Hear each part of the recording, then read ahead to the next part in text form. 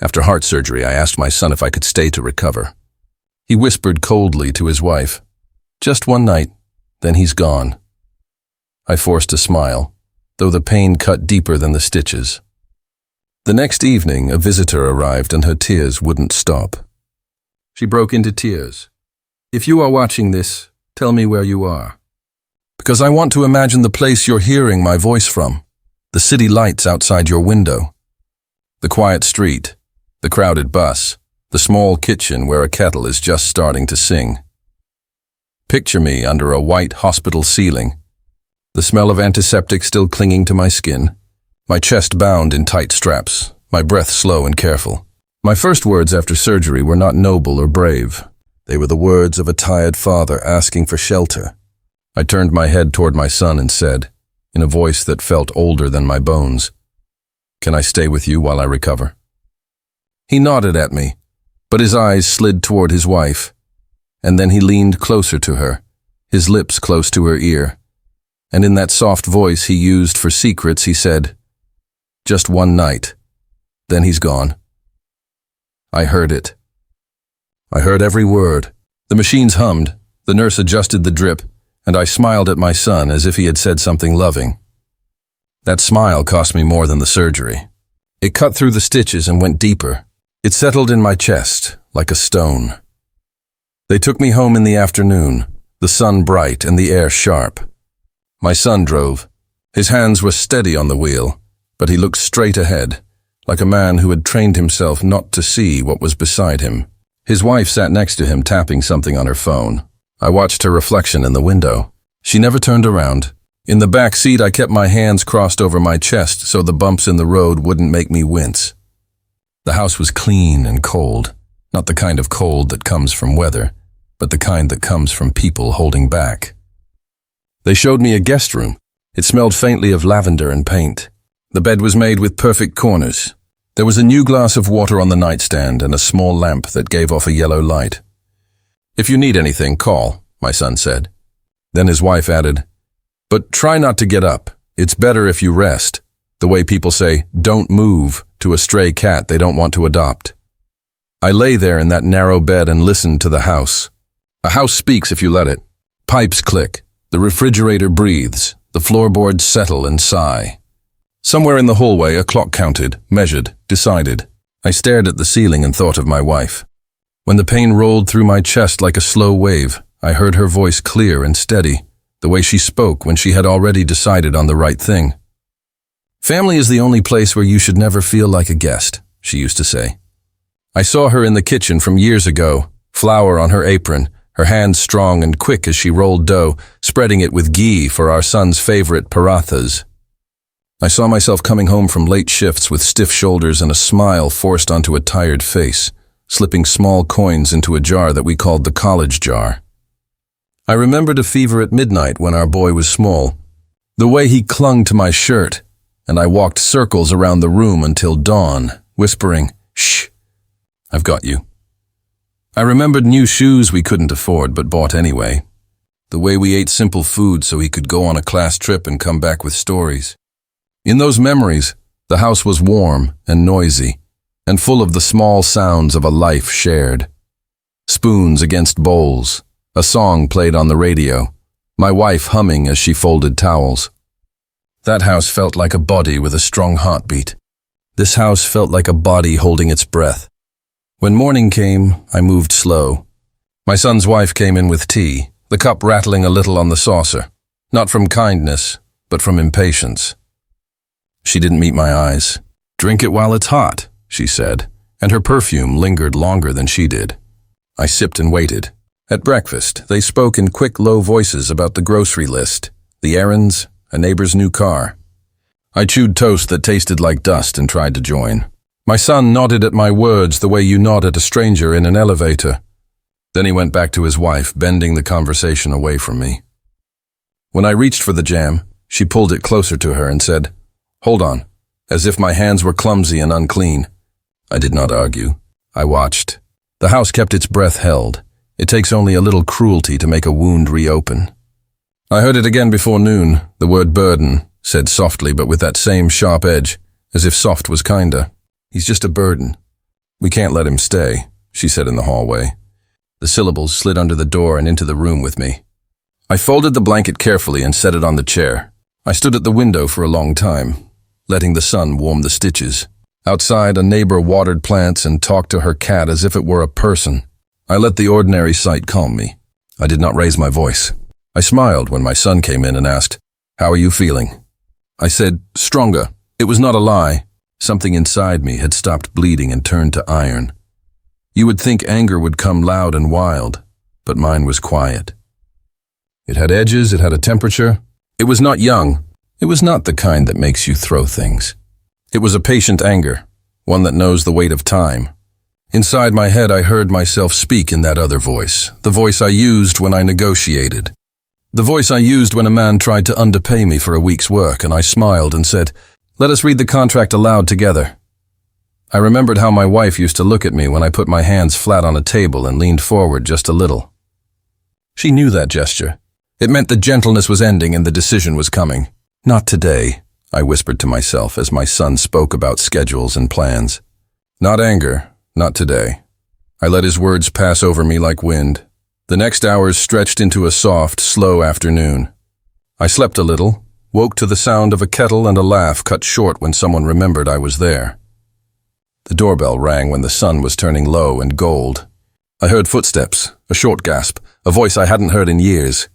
By the time I reached the living room, leaning on my cane, she was already there, an old friend, more like a sister to my wife than a friend. Her hair had silver in it now, but her eyes were the same. When she saw me, the tears started, fat and unstoppable. She covered her mouth with her fingers. "How could they treat you like this?" she said, and her voice broke on the last word. She crossed the room and held my hands as if she could keep me from falling. "You look so thin," she said, and then again as if the sentence needed to be said twice to be true. How could they? Behind her, my son's wife stood with stiff shoulders and an expression carefully set in place. My son looked as if he had swallowed something with edges. He tried to smile. "Auntie," he said, "he's recovering, he's fine. We've made him comfortable." My friend turned to him with a look that could cut iron. "Comfortable?" she repeated. Then she looked back at me and her face softened. I patted her hand. "Don't cry," I whispered, and my voice was steady in a way that surprised me. "Their time will come." I did not say it like a threat. I said it like a date marked on a calendar. She sat with me for a long hour. She asked about the surgery. She asked if I was in pain. She told me stories of my wife, the kind you tell when the person you loved is gone, and the only way to keep them here is to speak them back into the room. She told me how my wife once made an extra tray of food for a neighbor who had lost her job. She told me how my wife had laughed at a joke so hard she cried, and how she had turned to her and said, "He tells the worst jokes, but I laugh because I love the man who tells them." We both smiled at that. I could feel my son and his wife growing smaller in the corners of the room, shrinking under the weight of a love story they had not earned and could not understand. When she left, she squeezed my shoulder and said in a low voice only I could hear, "I'll come tomorrow."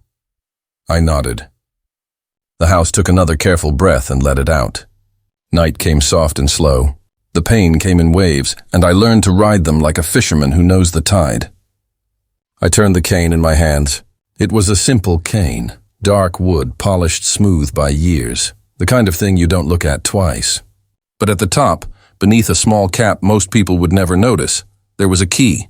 It pressed against my palm with a familiar shape. Old habits kept old secrets. I felt the cool metal and a memory opened.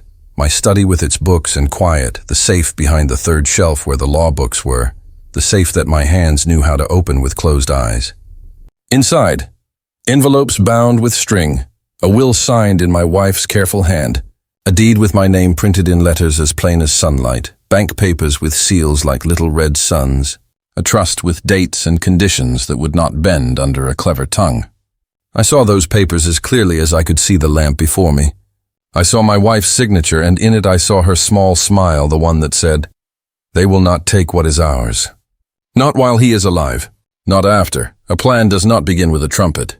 It begins with the smallest sound, the click of a key under your thumb, the whisper of paper sliding free. I sat there, and let the plan come up from the deep place where patience keeps its promises. I did not need to rush. I did not need to announce myself. I only needed to move one step and then the next. The truth is simple when you hold it in your hand like a stone. The morning brought the noise of birds and the smell of toast. I walked to the kitchen and stood in the doorway. My son looked up and gave me that thin smile. "How did you sleep?" he asked. "Well enough," I said. He glanced at his wife and said, as if he were speaking to the air, "Dad, we were thinking, maybe tomorrow we can arrange a ride to your place. It will be better for you there." The word better was not for me. It was for him. I looked at him for a long time. I tilted my head a little. "My place," I said, repeating his words back to him, as if I were trying to remember a language I used to know. He started to speak again, but I let silence grow between us like a slow tide. Then I nodded. "We'll see," I said, and the way I said it made his hand falter on the mug. If you have ever watched a man try to walk on a floor he suddenly suspects is not safe, you know that look. He began to choose his sentences the way you choose stones to step on in a river. His wife tried to fill the spaces with small instructions with busy words. "The thermostat must stay at 22. Please don't move the bottles on the top shelf. The guest towels are only for guests." She said guests, and realized too late that the word had teeth. I smiled. I said nothing. I returned to the guest room and sat at the desk, took a small leather folder from my bag, and laid it flat. Under the lining of the bag, stitched there long ago for reasons that now felt like prophecy, there was an envelope. Inside certified copies, not the originals. Those slept in a bank that loved their vault more than people. But copies stamped so heavily, they looked like they could dent a table. I slid them out and placed them beneath the folder. I closed the drawer. I did not lock it. Some locks are meant to be found. The day stretched. I rested. I listened to the sound of cars going by. My friend returned in the late afternoon with a container of soup she had made herself, the kind that smells like home even in a stranger's kitchen. She fed me spoon by spoon and scolded me for being too polite to ask for seconds. My son was more polite than usual. He asked after her family. He brought an extra chair. His wife kept checking the time as if the clock owed her something. When my friend stood to leave, she leaned down and whispered, "If you need me tomorrow, I can stay." Her fingers were warm. "Tomorrow will be short," I said. "But stay." She nodded and left her bag by the door by mistake, then came back in for it and smiled with wet eyes. I watched her go and felt stronger than I had since the hospital. Night again. The house lost its edges and became a shape under the dark. I turned on the lamp and took the cane in both hands. The cap came off with a small twist, no louder than the sound of a ring slipping off a finger. The key lay there like a quiet promise. I placed it on the table. I opened the drawer and slid the envelope closer to me. I did not read the papers. I did not need to. I knew every line. I knew the last clause my wife had insisted we add. The sentence that was both blessing and warning. Our home shall remain with the survivor for life, and any child who forgets kindness shall not inherit the roof that kept him dry. When the lawyer had read it aloud, my wife had looked at me and raised her eyebrows as if to ask, "Too much?" And I had laughed and said, "Just enough." She signed slowly, with care, as if the ink itself were a kind of oath. I slept with the cane beside the bed, the key on the table, the envelope in the drawer. My dreams were full of small things. My wife's shawl on the back of a chair, steam rising from a bowl, my son's first bike wobbling down a lane while I ran behind him, ready to catch. I woke before the sun fully found the windows. I dressed carefully, a shirt that fit, combed through thinning hair, a little cologne from a bottle that made me think of Sundays. I moved like a man who had guests coming. In a way I did. I heard footsteps and quiet voices. My friend arrived with a bag of bread and a look that said, this day mattered. My son's wife set plates on the table and then moved them again, as if moving them could move the truth. My son cleared his throat. "Dad," he began, then stopped, then began again. "Dad, about the plan." I sat down at the table and placed my hands flat on the wood. It was a good table, heavy and honest. The kind of table that holds a family without complaint. I looked at my son and waited. He fidgeted with his phone. He put it down. He picked it up. "We were thinking," he said. It would be more comfortable for you to be in your own place by tomorrow. We can help you pack." I turned my head a little and let a small smile find my mouth, the kind that doesn't show teeth. "More comfortable," I said. "Yes, comfort matters." He took a breath, relieved, and nodded too quickly. "Exactly. We just want what's best for you." My friend's eyes met mine across the table. She didn't speak, but her lips pressed together the way a woman presses a seal on an envelope. I rose slowly and walked to the hallway where my bag rested, where the drawer slept with its secret. My cane clicked softly against the floor, a metronome for a song only I could hear. I returned with the leather folder tucked under my arm the way a man carries a book he has loved for years. I did not open it, not yet. I set it beside my plate. I tasted the soup she had brought, still warm, and thanked her. "You always knew how to make a house smell right," I said. She laughed, a small watery laugh. My son shifted in his chair. The clock on the wall counted, measured, decided. The day leaned forward into noon. The sun moved across the floor in a bright rectangle that reached the legs of the table. My son looked at the folder as if it might make a sound. His wife finally said, "What is that?" I looked at her and smiled. "A little reminder," I said. "Something I wanted to read with you." She frowned, then smoothed her face again. My friend lifted her chin just slightly, as if she were bracing for a wind that would knock petals from a tree. I waited until the house had nothing else to say, until the kettle had cooled and the neighbor had stopped sweeping, and even the birds had decided to listen. Then I reached out and laid my palm on the folder. The leather was warm from the room. My fingers did not tremble. I breathed in and held the breath for just a second longer than usual, the way you do when you are about to step into water. I did not raise my voice. I did not rush. I slid the folder toward the light so even the dust could see what was coming. And before I opened it, I looked at my son, really looked at him, and I let my face be soft for a moment. I remembered him with jam on his cheeks, reaching for me with both arms. I remembered the first time he said "Baba," and how the word had seemed to change the shape of the room. I let those memories sit beside the present like two guests at the same table who do not speak, but understand each other's language. "Before we read," I said, "tell me this. When you were small and afraid of thunder, who held you?" He blinked, surprised by the shape of the question. "You did," he said, with a confusion that made him sound younger. "And when you forgot your lines at the school play?" "You stood at the back and told me the words." He looked down. "And when you fell off your bike and blood ran down your leg? Who carried you home?" "You," he said, and the word came out like a confession. I nodded once. "Good. Then we are starting from the same page." My hand rested on the folder. The room was very quiet. Even the clock seemed to pause so it would not miss a word. I let the silence sit with us a moment longer, then I opened the folder. The paper gave that soft whisper paper makes when it knows it is about to change a room. I slid out the first document and placed it where the light loved it most, right in the bright rectangle on the table. It was the deed, clean and simple, the kind that does not shout because it never has to. My name was there in letters anyone could read.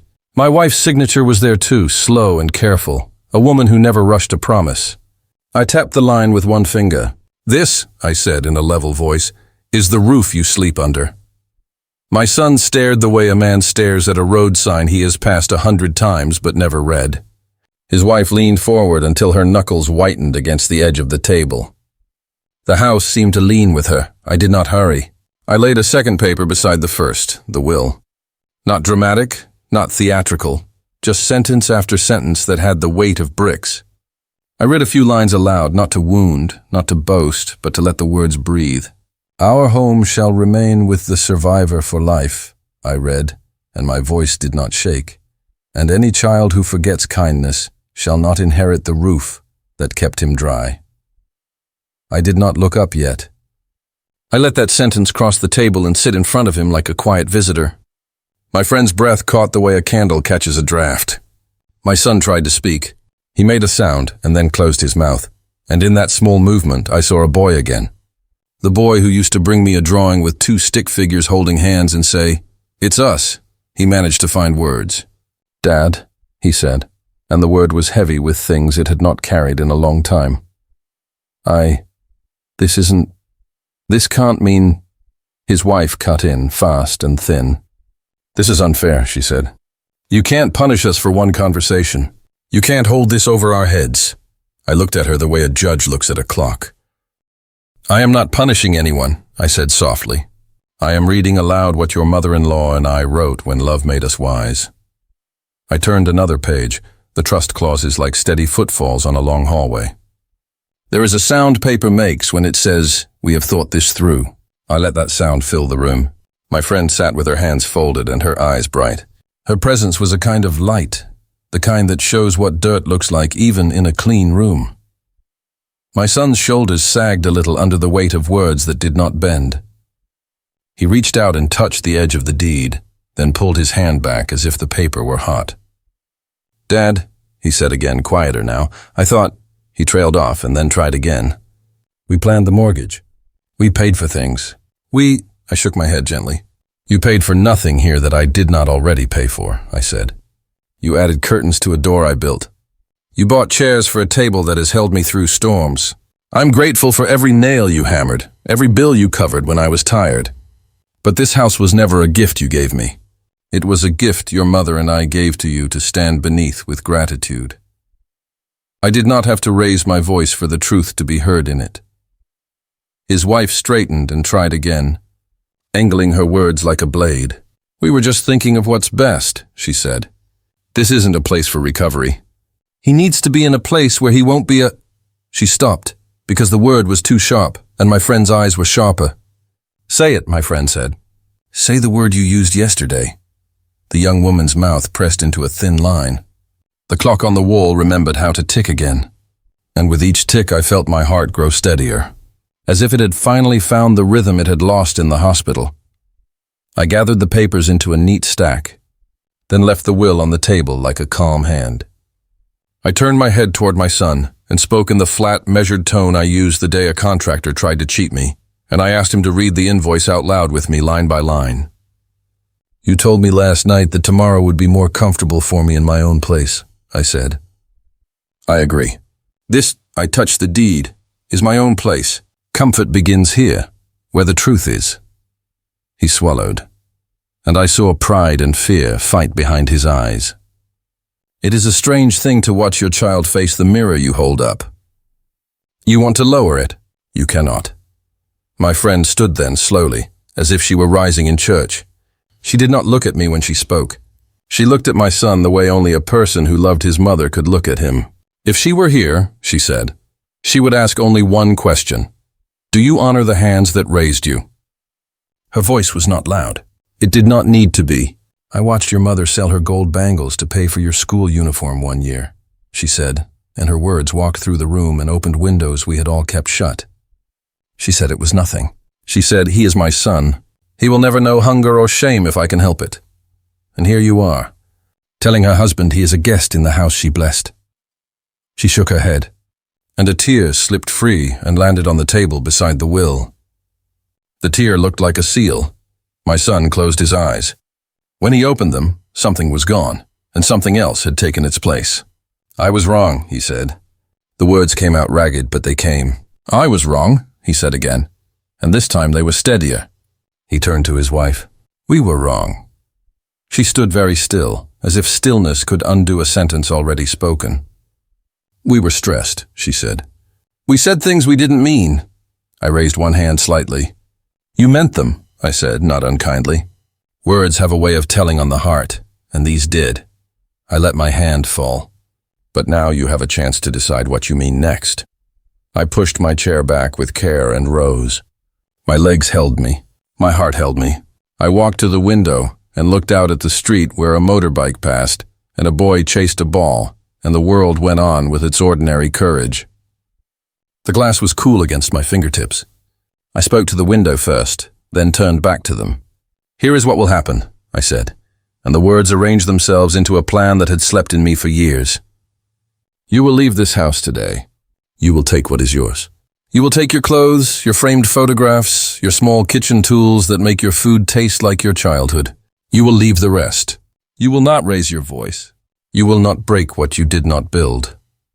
I paused, then added in a voice as calm as the one I used when I taught my son to tie his laces, You will find another place. In a month, if you wish, you may return to sit at this table. We will eat. We will talk. If you come back with respect, you will be welcome. If you come back with greed, the door will remain closed. My son opened his mouth. Reflex, panic. But then he closed it and nodded slowly. Yes, he said, and his voice had dropped into a lower register, a place where truth lives. We will go. His wife stared at him, shock and anger painting quick lines across her face. We can fight this, she hissed. We can call a lawyer.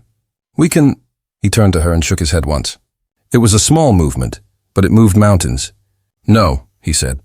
Not today. His eyes flicked toward me, and then toward the will like a man reading a compass. This house kept me dry, I forgot. I won't forget again. There was a flurry then, the quiet kind that sounds like furniture breathing. Drawers opened and closed. A suitcase zipped, then unzipped, then zipped again. My friend helped me sit while the house decided it would not hold our old silence anymore. She brewed tea and pressed the warm cup into my hands. We did not speak because sometimes tea is the sentence you need. In the hallway, I heard my son tell his wife where the spare keys were and where to leave them. I heard her say she would not leave them at all, I heard him say, softly. Please. That one word, please, made me close my eyes for a moment. I could hear my wife's voice. You raised him to say that. It is still in him. They stood by the door at last, two figures with bags and too much air around them. My son came to me and bent a little the way a tree bends in a storm to avoid breaking. I am sorry, he said. The words were not enough and also the only place to start. I looked at him a long time. Long enough for both of us to feel the weight and the lift of the years behind us. I reached out and touched his cheek with the back of my fingers the way I did when he was feverish as a boy. You will return this kindness to someone someday, I said. That is how you will pay this debt. He nodded, swallowing hard. He turned to my friend. She shook her head once, which somehow meant both I love you and I am disappointed. His wife did not speak. Her anger had not yet found the room where humility lives. She set the keys on the table with a small clack and walked out first. He followed. The house exhaled, and the walls seemed to move a fraction of an inch farther apart. The light came in at a new angle, and dust swam in it like lazy fish. My friend sat beside me and took my hand. We did not feel the quiet right away. We let it rest. After a while, she said, You were kind. I shook my head. I was exact, I said. Kindness would have been to ignore it and swallow it like a bitter pill. Exactness is better. It teaches. She smiled at that, and in her smile I saw my wife sitting cross-legged on the floor, sewing a ripped hem, her needle going in and out like a small silver fish. Exactness was her way, too. When afternoon slid toward evening, my friend went to the kitchen and cooked. The smell of onions softening in oil crept through the rooms, then the cumin, then the tomato. The house remembered how to be a house. I changed into a softer shirt and walked slowly from room to room, touching the backs of chairs, straightening a frame, opening a window so the pine smell from the small park could come in. I paused at the doorway of the guest room and then kept walking. I would not need it. I would sleep in the room my wife and I had shared, and I would place her shawl across the foot of the bed like a flag. My son called at dusk. He asked if I needed anything. The question was clumsy, but it stood on its own legs. I need you to remember who you are, I said. The rest will follow. He said he would come back in a week to talk. A month, I reminded him gently. Use the time well, he agreed. In the background, I heard his wife say something I could not make out. He did not repeat it to me. We said goodbye like men who know there will be another hello. Later, my friend and I ate at the table. She told me about her grandchildren and how one of them had learned to count to 100 and skipped all the 40s because she had decided the number 40 was too serious. We laughed until I had to press my chest with my palm and breathe slowly. When the dishes were washed and the counters wiped, we sat with tea again, and she asked me, Do you regret it? The question sat between us like a second cup. I let it cool. I regret only the years I did not speak clearly, I said. I mistook silence for love and compromise for peace. Love is many things, but it is never permission for someone to make you small. She nodded and covered my hand with both of hers. She would be proud of you, she said. The sentence loosened something in my throat, and I had to look away because the room felt full and tender. Night rolled in slow and kind. I went to the bedroom and opened the wardrobe and found my wife's shawl folded on the top shelf, still holding a faint trace of her perfume. That mix of rose and soap and something that smelled like sunshine on linen. I brought it to my face and breathed, long and careful, and the stitches did not protest. I laid it across the bed and sat beside it, and for a moment the years folded in on themselves like pages in a book. I spoke to her the way I always did when my mouth needed to move and my heart needed to hear. I kept my promise, I said. No one will take our home from us.